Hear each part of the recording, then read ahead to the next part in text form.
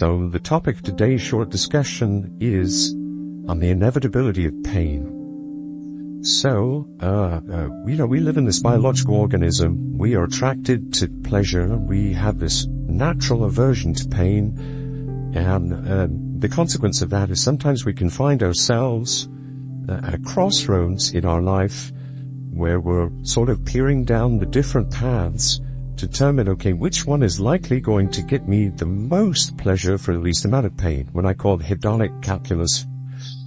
And, that's all well and good to a certain point, but sometimes we fall into this trap of prioritizing the avoidance of pain. And it's actually a psychological truth that people are much more likely to work to avoid pain than they are to secure pleasure. So, our calculus is not like a one-to-one. It's like 1 ounce of pain isn't worth 1 ounce of pleasure in our minds. So we're generally more pain averse than pleasure attracting. Okay? So the idea here is that sometimes we can try to avoid pain by kind of any means necessary. And the fact of the matter is that pain is inevitable. So what does this mean? This means that if you don't change, that's painful. If you change, it's painful. If you go left, it's painful. If you go right, it's painful. If you move forward with a committed relationship and get married and start a family, it's painful. If you stay single and secure your freedom, it's painful. No matter what you do, there will be pain.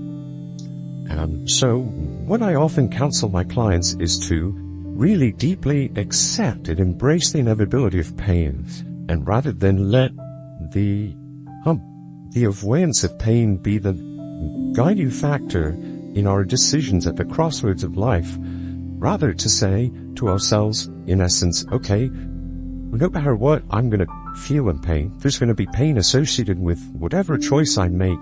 So it doesn't really enter it, or it shouldn't really enter into the calculus of our decision making, because it's common to every alternative. We have to examine how the alternatives are different, not how they're the same. And how all the alternatives are the same is that there's pain equality. So we accept that pain is inevitable, and rather than let that be our guiding star, we think, okay, which path is the pain worth it? In which path do I at least go where I want to go?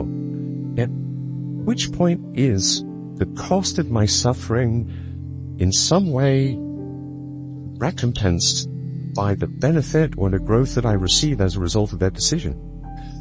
When you start to think this way, and on some level you begin to minimize or even kind of ignore or accept the inevitability of pain, you make decisions that are actually more in line with your best interests, your goals, your vision in life, and your long-term growth. So thanks for listening. Please like it, subscribe, then we'll talk more in future episodes.